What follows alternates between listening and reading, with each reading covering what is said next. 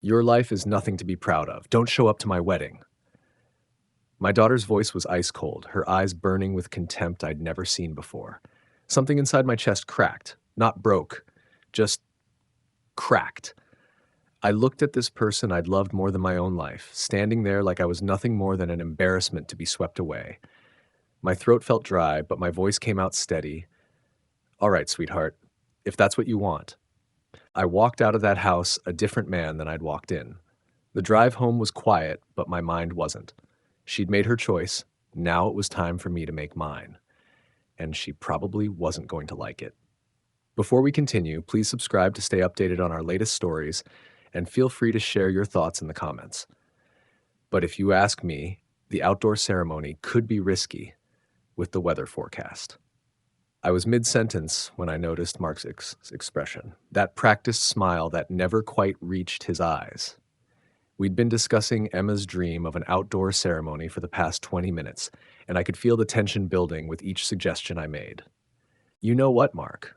Emma said, completely ignoring my weather concerns and turning to her fiancé. Your mother mentioned having backup tents, right? The white ones with the crystal chandeliers? My heart sank a little. We'd spent hours last month discussing those exact weather concerns, planning contingencies together. Now she was acting like I hadn't even spoken. Exactly, Mark said, shooting me a dismissive glance. Mother always has everything covered. She's handled events for Fortune 500 executives. Fortune 500 executives. Another subtle reminder that I wasn't in their league. For 8 months, Emma and I had planned every detail together. The vintage lace she'd fallen in love with, the flowers that reminded her of her mother's garden, the band that played her childhood favorite song. I'd worked double shifts to afford the premium florist, driven across 3 towns to find the perfect dress, have called in favors to book that band. Every choice had been ours, father and daughter, building her perfect day together. The crystal chandeliers sound beautiful, I said, trying to stay involved in the conversation. But Emma, remember you said you wanted something more intimate, more personal? Mark let out a small laugh. Personal doesn't really work for a guest list of 200. We need something that fits the scale of the event. Well, I said, feeling defensive, I've organized plenty of large events at the Union Hall. Charity fundraisers, retirement parties. The key is Union Hall events. Mark interrupted, his tone dripping with condescension. Right, I'm sure that's educational experience. The dismissal was so blatant, so rude that I expected Emma to defend me. Instead, she jumped in to support him. Mark's right, Dad. This is different. This is our wedding, not a community gathering. Community gathering. She said it like it was something dirty, something beneath her. I stared at my daughter, this person I'd raised to be kind and respectful, watching her dismiss everything I'd ever done. Emma, I said, my voice tighter now, these community gatherings taught me how to organize events, how to handle logistics. The skills are the same whether it's 200 union members or 200 wedding guests. Mark leaned forward, his fake politeness finally dropping. Are they, though?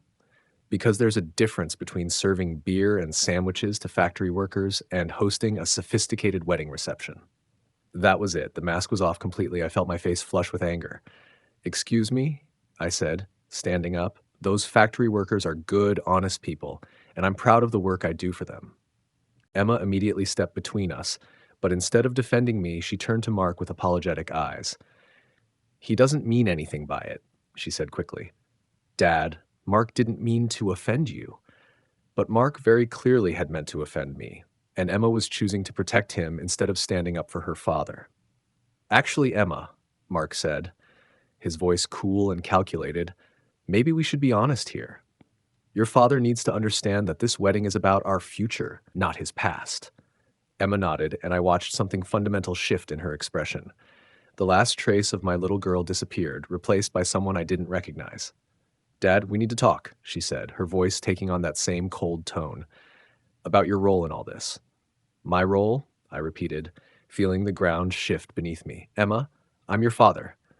She exchanged a glance with Mark, and I felt something cold settle in my stomach. This wasn't a spontaneous conversation. They'd planned this. Rehearsed it, even. That's exactly the problem, Mark said, leaning back with the confidence of someone who held all the cards. You think being her father gives you unlimited authority over our wedding. I turned to Emma, waiting for her to correct him, to remind him that I wasn't trying to control anything. I was trying to help. But she just stood there, nodding along like a puppet.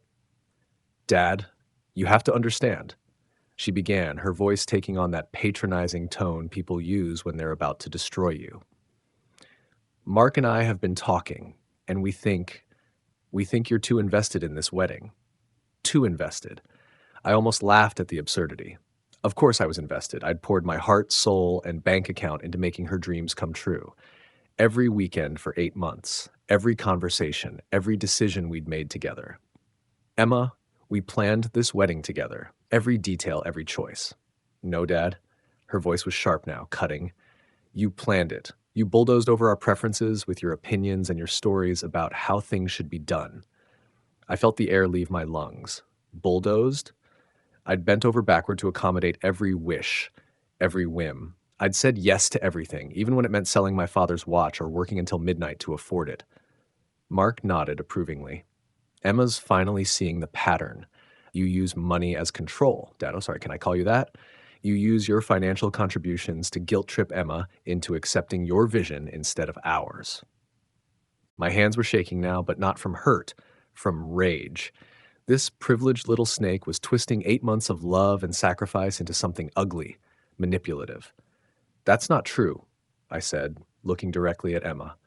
Sweetheart, you know that's not true. Every choice was yours. The dress, the flowers, the music. I just made sure you could afford what you wanted. What you thought I should want, she corrected, and her voice was ice cold. You never once asked what Mark's family preferred. You never considered that maybe your blue-collar aesthetic wasn't appropriate for our social circle. Blue-collar aesthetic, social circle. These weren't Emma's words. This was Mark's poison, dripping from her lips like she'd swallowed it whole. My aesthetic? I felt something snap inside me. Emma, I took you to look at venues for 3 weeks until you found the perfect one. I drove to 5 different florists because you fell in love with peonies that reminded you of Mom's garden. How is that my aesthetic? Mark stood up, positioning himself protectively beside Emma. See? Right there. You brought up her dead mother to manipulate her emotions. Classic guilt-tripping behavior. The mention of my wife, Emma's mother, as a manipulation tactic hit me like a physical blow. That sacred memory, the reason behind half our wedding choices, reduced to emotional blackmail by this calculating bastard. Don't you dare, I said, my voice low and dangerous. Don't you dare talk about her mother like that. Dad, stop, Emma said, but there was no warmth in it, no affection, just irritation. This is exactly what Mark means. You make everything about your feelings, your memories, your sacrifices. My sacrifices. The word hung in the air between us like an accusation, as if working 60-hour weeks to pay for her dream wedding was some kind of character flaw. Emma, I said, and I heard the desperation creeping into my voice. What's happened to you? This isn't who you are. She looked at me then with an expression I'd never seen before. Not anger, not even disappointment. Pure contempt. You want to know the truth, Dad? Her voice was steady now, cold as winter steel. Your life is nothing to be proud of. Don't show up to my wedding. The words hit me like a physical blow. I stood there feeling something fundamental break inside my chest. Not my heart, that was already shattered. Something deeper. The belief that love, sacrifice, and devotion meant something. That being a good father mattered.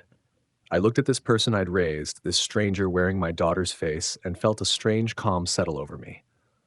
All right, sweetheart, I said, my voice surprisingly steady. If that's what you want. I turned and walked toward the door, feeling their eyes on my back. Mark probably expected me to slam it, to shout, to make a scene. Instead, I closed it quietly behind me, like I was leaving a library.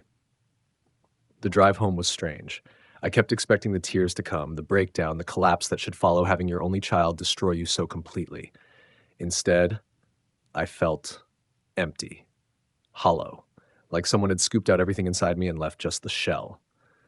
But as the miles passed, something else began to fill that emptiness. Not grief, something sharper, more focused. Emma had made her choice. She'd chosen Mark's version of reality over 24 years of love. She'd chosen social status over family loyalty. Fine. Let her live with the consequences. I thought about everything I'd done for this wedding.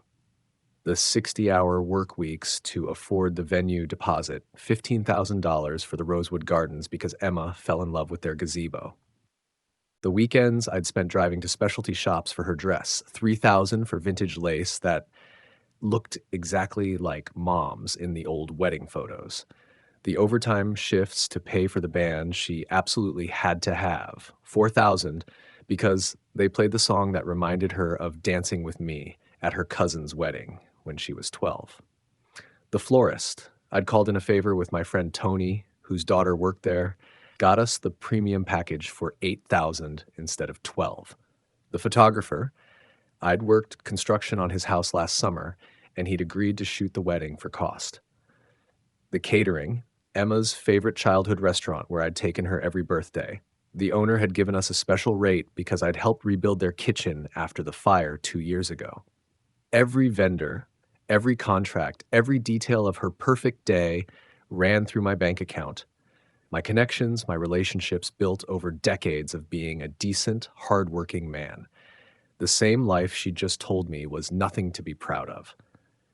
My phone buzzed as I pulled into my driveway. A text from Emma, "Dad, I know today was hard, but I hope you understand. This is what's best for everyone." What's best for everyone. Not an apology, not even acknowledgement of the cruelty she'd just shown. Just a patronizing dismissal, like I was a child who needed to understand why the adults had made difficult decisions. I stared at that text for a long moment, then deleted it without responding. She wanted me out of her perfect day? She thought my life was nothing to be proud of? Fine. Let's see how proud she is of her wedding when it all comes crashing down. At home, I poured myself a coffee and opened my laptop at the kitchen table. The wedding planning folder sat beside me, 8 months of careful documentation. Emma always teased me about my spreadsheets, my meticulous record keeping. "Dad, you track everything like you're running a business." Well, sweetheart, turns out I was. I opened the Excel file labeled Emma's wedding final costs and started going through it line by line. Venue, Rosewood Gardens. Total cost, $18,500. Deposit paid, $5,000. Balance due Thursday, $13,500. My credit card on file. I called them first. "Hi, this is Tom Mitchell. I need to cancel the wedding booking for August 23rd under Emma Mitchell." "Oh no, Mr. Mitchell, is everything all right?" "Change of plans. I understand I'll forfeit the deposit, but I want to cancel the remaining balance." Um, of course, sir. I'll process that immediately. I'm so sorry this didn't work out. $13,500 back in my account. Emma's perfect gazebo ceremony. Gone. Next. Catering. Giuseppe's restaurant. Total $12,800. Paid in full last month because Giuseppe had given me the family discount, his way of thanking me for helping rebuild after the fire. I called Giuseppe directly. "Tom, how are the wedding preparations going?" "Actually, Giuseppe, I need to cancel the catering for Emma's wedding." A long pause. "My friend, is everything okay?" "Family issues. Can you refund the payment?" Of course, for you anything. But Tom, are you sure?" "I'm sure." $12,800. The menu Emma had spent 3 weeks perfecting, canceled. Flowers, Bella Vista Florists. $6,200 for the premium package Tony's daughter had arranged. Another favor called in, another relationship leveraged for Emma's happiness. I made the call. "We can cancel, Mr. Mitchell, but the peonies were special ordered from Oregon. The best we can do is a 60% refund." "That's fine." $3,720 back. The flowers that reminded Emma of her mother's garden, the ones Mark had dismissed as rustic, returned to the void. Jake Thompson, $2,800. I'd rebuilt his entire kitchen last summer, and he'd agreed to shoot the wedding at cost as a favor. This call hurt more than the others. "Tom, what's wrong?" "I need to cancel Emma's wedding photography, Jake." Jesus, what happened? She decided her old man's not good enough for her special day. A string of expletives from Jake. "That's bullshit, Tom. You want me to call her and no, just cancel it, please. You know I can't give you the money back. I've already blocked out the whole weekend, turned down other jobs. I understand. Thanks anyway, Jake." That was fine. Jake was a good man who'd been caught in the crossfire. Band the Riverside Boys. 4,500. They played the song Emma and I had danced to at her cousin's wedding, back when I was still someone she could be proud of. This cancellation felt like deleting that memory entirely. Sure thing, Mr. Mitchell, with 2 weeks' notice, we can refund 75% after expenses. $3,375 back. The music for their first dance, silenced. Wedding dress, $3,400 from Elegant Beginnings. Emma had fallen in love with it the moment she put it on. Dad, it looks just like Mom's in the old photos. I'd paid in full that same day, watching her tear up in the mirror. Now I called the boutique. The dress has been altered to the bride's measurements, Mr. Mitchell. Store policy says no returns on altered gowns. I understand. Can I at least pick it up? Of course. It's paid for. I drive over tomorrow and collect it. Maybe I donate it, or maybe I just keep it as a reminder of what love and devotion were worth to my daughter. The smaller vendors came next.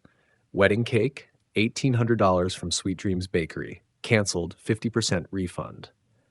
Wedding favors, $800. Emma had insisted on handmade chocolates from a local artisan. Canceled, full refund since they hadn't started production. Transportation, $600 for the vintage Rolls-Royce she'd wanted to arrive in. Canceled, full refund. As I worked through the list, making call after call, I felt something I hadn't expected. Relief. Each cancellation was a weight lifted, a chain broken. For 8 months, every decision had been filtered through one question. Will this make Emma happy? Now, for the first time in years, I was making decisions based on what was right. Running total, $40,895 recovered out of $58,995 spent. My phone started buzzing around 6 p.m. First call from Emma. Dad, what did you do? The venue just called and said our booking was canceled. Her voice was panicked, desperate. Good. I did what you asked, sweetheart. I stepped back from your wedding. That's not what I meant, and you know it. You can't just cancel everything. Actually, I can. My name, my credit cards, my contracts. Turns out my blue-collar life was pretty important after all. I hung up. The phone rang again immediately. I let it go to voicemail. Then the text started flooding in. Dad, please call me back. We can fix this. This is insane. You're ruining my wedding over a fight. Mark says you're having some kind of breakdown. We can get you help. And finally, how could you do this to me? I typed back one final message. You did this to yourself, Emma. Enjoy explaining to Mark's family why their Fortune 500 connections are eating McDonald's on your wedding day. Then I blocked her number and poured myself that whiskey. For the first time in months, I actually smiled. The next morning, I was in my garage organizing my tool cabinet. It was something I'd been putting off for months, but now I had time that wasn't being consumed by wedding planning, vendor calls, or working extra shifts to pay for someone else's dreams. The methodical process of sorting wrenches and arranging screwdrivers felt therapeutic, grounding. Each tool had its place, its purpose. Unlike relationships, apparently. I was labeling the small parts drawers when I heard car doors slamming in my driveway. Multiple doors. I glanced through the garage window and felt my jaw tighten. Emma's silver Honda, and beside it, Mark's black BMW. They'd come together, which meant this was planned. Coordinated. The sound of heels clicking rapidly on concrete told me Emma was practically running to my front door. The measured, confident footsteps behind her belonged to Mark. He was letting her lead the charge while he played the supportive fiancé. Strategic. I continued organizing, waiting.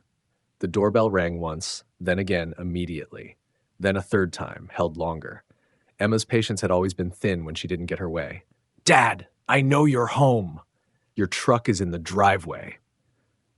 Her voice carried that sharp edge I remembered from her teenage years when she'd scream about unfair curfews and insufficient allowance. Some things never changed.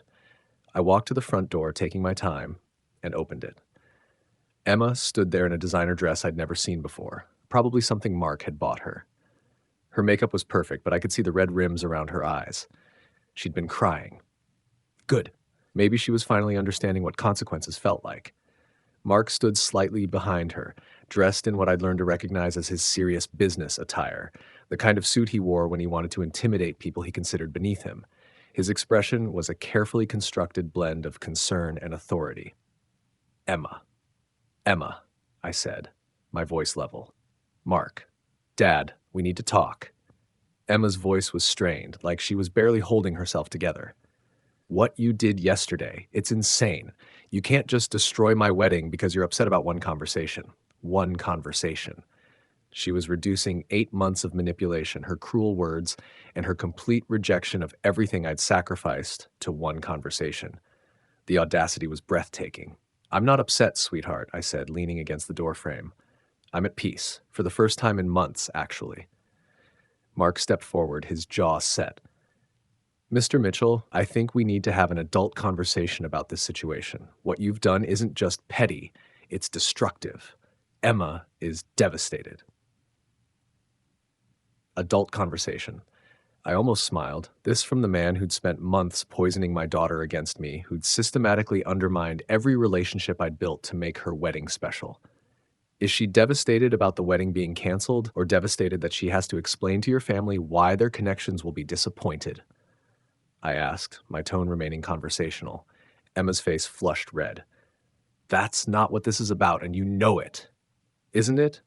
I stepped aside and gestured for them to come in. "Please, come in.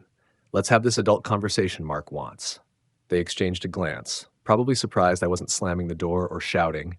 Emma entered first. Mark closed behind her, his hand protectively on her lower back. They sat on my couch, the same couch where Emma and I had spent countless evenings planning her wedding, looking at magazines, dreaming about her perfect day. I took the armchair across from them, settling back comfortably. The silence stretched between us, and I could see Emma getting more agitated with each passing second. She'd expected drama, tears, maybe even an apology. Instead, she was getting calm observation. "So," I said finally, "what exactly did you want to discuss?" "Dad, you have to fix this!" Emma exploded, her composure finally cracking. "Do you have any idea what you've done? The venue called me at 7 this morning, panicking because they thought there was some kind of emergency. Giuseppe was so confused, he called 3 times. The florist, Jesus' dad, Tony's daughter was crying when she called. She thought someone had died." I felt a small pang at that last part. Tony's daughter was a sweet girl who'd worked hard to make Emma's floral arrangements perfect. But that wasn't my fault. That was the collateral damage from Emma's choices. "I'm sorry people were upset," I said sincerely. But I was clear in all my conversations that this was a cancellation, not an emergency. Mark leaned forward, his business negotiation mode activated. "Look, I understand you were hurt by what happened yesterday. Emma feels terrible about how things were said." "How things were said," I interrupted, my voice still calm but with an edge now. "That's interesting phrasing, Mark. Very diplomatic." Emma shot Mark a warning look, then turned back to me. "Dad, I was stressed. You know how wedding planning has been. All the pressure, all the decisions. I said things I didn't mean." "Which things didn't you mean, exactly?" I asked, genuinely curious. "That my life is nothing to be proud of? That I shouldn't show up to your wedding? That my blue-collar aesthetic isn't appropriate for your social circle? Which of those statements were just stress talking?" She opened her mouth, then closed it. I could see her struggling, trying to find a way to walk back her words without actually admitting she'd been wrong. Mark jumped in. "She's apologizing, Mr. Mitchell. Isn't that enough? Everyone says things they regret when emotions are running high." "Are you apologizing too, Mark?" I asked, turning my attention to him. "For calling my work experience educational? For dismissing the people I've spent my life helping as just factory workers? For suggesting that mentioning my late wife was emotional manipulation?" His confident expression flickered. He hadn't expected me to throw his own words back at him so precisely. "I think you're taking things out of context." "No, I don't think I am." I stood up, and both of them tensed slightly. "I think I'm finally seeing things in perfect context. For months, you've been filling my daughter's head with poison about me, about my life, about everything I've worked for. And yesterday, it all came out." Emma stood up too, her voice rising. "That's not true. Mark never said anything bad about you." "Really?" I walked to my kitchen counter where I'd left my wedding planning folder and brought it back. "Let me read you something, Emma. This is from your phone call 2 weeks ago." I flipped to a page where I'd taken notes. You said, and I quote, "Mark thinks the Union Hall decorations might look too working class for his family." Your words, Emma, but Mark's thoughts. Her face went pale. She'd forgotten I took notes on everything. "And here," I continued, flipping another page. "Last month's conversation, Mark's mother suggested we might want to reconsider the menu because Giuseppe's style is very ethnic. Again, your words, his mother's opinions. Mark's calm facade was cracking. Those conversations were taken out of context. We were just trying to. To what? I closed the folder and looked directly at him. To erase everything that made this wedding meaningful to Emma and me? To replace it with whatever would impress your parents' business associates? Emma was crying now, but they weren't tears of sadness. They were tears of frustration and rage. You're twisting everything. You're making it sound like I don't love you. Do you love me, Emma? The question hung in the air like smoke. Because yesterday, you looked me in the eye and told me my life was nothing to be proud of. You told me not to come to your wedding. If that's love, then I don't understand what the word means anymore. She was sobbing now, her perfect makeup running in dark streaks down her cheeks. I was angry. I was overwhelmed. You don't understand the pressure I've been under. The pressure of having your wedding paid for? The pressure of having every wish granted? The pressure of having a father who worked himself to exhaustion to make your dreams come true? My voice was rising now, the calm finally cracking. What exactly was so overwhelming about being loved unconditionally? Mark stood up, positioning himself between Emma and me. That's enough. You're being cruel now. I'm being cruel? I laughed, and it sounded bitter even to my own ears. I'm being cruel because I'm pointing out that my daughter told me she was ashamed of me, because I'm refusing to pretend yesterday didn't happen? Dad, please. Emma stepped around Mark, reaching for me. I'm sorry. I'm so sorry. I didn't mean it. Can't we just fix this and move on? I looked at her outstretched hand, then at her face. For a moment, I saw the little girl who used to run to me when she scraped her knee, who trusted me to make everything better. But that little girl was gone, replaced by someone who could look at the man who'd given her everything and call his life worthless. Fix this how, Emma? I asked quietly. By pretending you respect me? By acting like yesterday was just a misunderstanding? By going back to planning a wedding where I'm hidden in the back row so your new family doesn't have to be embarrassed by the man who paid for it all? She had no answer. None of them did. The wedding is off, Emma. All of it. And that's not changing. Over the next 2 weeks, I watched Emma's desperate attempts to salvage her wedding through the mutual acquaintances who kept me informed, despite my apparent exile from her life. The grapevine in our small town was remarkably efficient, and people talk when a wedding that everyone's been anticipating suddenly implodes. Mrs. Henderson from the flower shop called to ask if I was okay after hearing about the family emergency. Giuseppe's nephew mentioned that Emma had come in crying, begging them to cater a much smaller event for half the original price. Jake called to tell me that Emma had shown up at his studio, offering to pay double if he'd reconsider. I told her no, Tom, Jake said, his voice grim. After what she said to you, after what that little prince of hers did, she's on her own. The most telling detail came from Tony, whose daughter had handled the flowers. She came back 3 times, he told me over beer at Murphy's bar, each time more desperate, first offering to pay full price for whatever flowers they had available, then begging for a payment plan, finally asking if they'd do anything at all, for $200, for flowers that had originally cost $6,000. The mathematics of humiliation calculated in real time. My phone buzzed constantly with calls from Emma, dozens of them that I let go to voicemail. The messages started angry, evolved to pleading, and finally settled into a kind of hollow desperation. Dad, please, I know I hurt you, but this is my wedding day. It's supposed to be the happiest day of my life. The Riverdale Community Center is the only place we could book on short notice. It's not what I dreamed of, but maybe that's okay. Maybe simpler is better. Mark's parents are flying in tomorrow. They don't know about what happened. Please don't do this to me in front of them. That last message almost made me laugh. Even now, even in her desperation, it wasn't about reconciling with me. It was about avoiding embarrassment in front of Mark's family. The morning of what should have been her perfect day, I put on my best suit, the one I'd planned to wear to walk her down the aisle, and drove to the Riverdale Community Center. The contrast was stark and immediate. Instead of the manicured gardens of Rosewood, guests were arriving at a squat brick building wedged between a laundromat and a tax preparation office. The parking lot was cracked asphalt with weeds pushing through, and someone had forgotten to clean up the cigarette butts around the entrance. I parked across the street and watched the circus unfold. Mark's parents arrived first, stepping out of a gleaming Mercedes and looking around with barely concealed horror. His father, a tall, silver haired man in an expensive suit, said something to his wife that made her clutch her pearls, literally. She was scanning the neighborhood like she expected to be mugged at any moment. The other guests trickled in slowly, and I could read their confusion in their body language. These were people who'd received elegant invitations promising a garden ceremony at Rosewood Gardens, followed by dinner and dancing.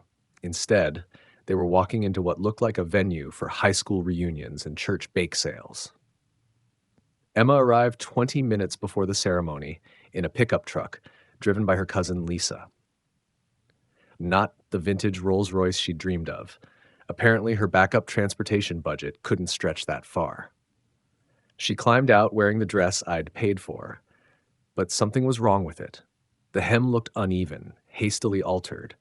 She must have had to adjust it herself when the seamstress canceled along with everything else. I waited until the ceremony was supposed to start, then walked across the street. The community center's main room had been decorated with what appeared to be grocery store flowers and white streamers that looked like they'd been purchased at a dollar store. Folding chairs were arranged in uneven rows, and I could see gaps where people who'd RSVP'd had simply decided not to show up rather than attend this makeshift affair. Mark stood at the front in a rented tux. I could tell by the way it didn't quite fit his shoulders. Beside him was a man I didn't recognize, probably some friend playing efficient since their original minister had been part of the package deal with the venue I'd canceled. Emma was in the back corner, frantically trying to fix her bouquet. Instead of the elaborate peony arrangements she'd planned, she was holding what looked like a grocery store bundle wrapped in aluminum foil. Her hands were shaking as she tried to make it look presentable. I approached slowly, and I saw the exact moment she noticed me. Her face went through a remarkable transformation: confusion, then hope, then wariness, then something that looked almost like relief. "Dad?" Her voice was small, uncertain. "You came." "I wouldn't miss it for the world, sweetheart." The hope in her eyes was painful to see. Even now, even after everything, some part of her still believed that her father showing up meant everything would somehow be magically fixed. "Does this mean—" She started, then stopped herself. "Does this mean what, Emma? Does this mean you forgive me?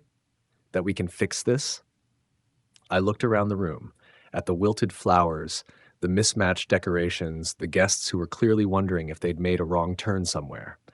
Mark's mother was holding a tissue over her nose like the air itself was offensive. "This is what you wanted, isn't it?" I said quietly. "A wedding without your father's embarrassing influence?" Her face crumpled. "Dad, please don't do this. Not here. Not now." "Do what? I'm just observing. This is beautiful, Emma. Very authentic." Mark had noticed me now and was making his way over, his jaw set in that way that meant he thought he was about to handle a situation with his superior intellect and breeding. "Mr. Mitchell," he said, extending his hand like we were meeting at a business conference. "I'm glad you decided to come. I was hoping we could put yesterday behind us." I looked at his outstretched hand but didn't take it. "Yesterday? You mean when your fiancé told me my life was nothing to be proud of? That yesterday?" People around us were starting to notice the tension. The ambient chatter was dying down as guests sensed drama brewing. "Let's not rehash old arguments," Mark said, his voice carrying that patronizing tone I'd grown to hate. "Today is about celebrating love and new beginnings." "Is it?" I looked around again. "Because it looks to me like today is about the consequences of choices." Emma stepped between us, her voice desperate. "Dad, please, I'm sorry. I've apologized 100 times. What more do you want from me?" What did I want? I thought about that for a moment, feeling the eyes of everyone in the room on us. The guests, the wedding party, Mark's horrified parents, they were all waiting to see how this would play out. "I want you to understand something, Emma," I said, my voice carrying across the now silent room. "I want you to understand what respect looks like." I walked to the front of the room where a small podium had been set up for the ceremony. The makeshift officiant stepped aside, clearly sensing that whatever was about to happen was bigger than his role in it.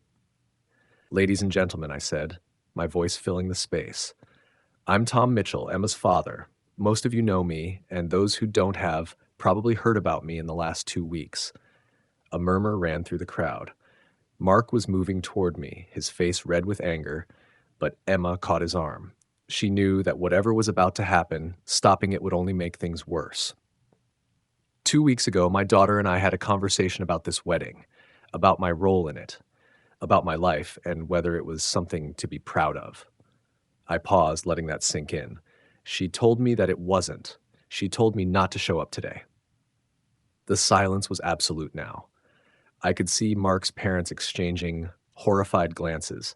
This was exactly the kind of scene they'd probably feared when they learned their son was marrying beneath his social station. "But here's the thing about fathers," I continued. "We show up anyway, even when we're not wanted, even when we're told our lives are nothing to be proud of. We show up because that's what love looks like." Emma was crying now, her carefully applied makeup running down her cheeks. Mark was whispering urgently in her ear, probably telling her to shut this down, but she just stood there, frozen. For 8 months, I poured everything I had into making this day perfect for my daughter. $60,000, countless hours, relationships built over decades, all of it dedicated to her happiness. The venue you're not sitting in today, I paid for it. The flowers that aren't decorating this room, I bought them. The photographer who isn't capturing these memories, I hired him.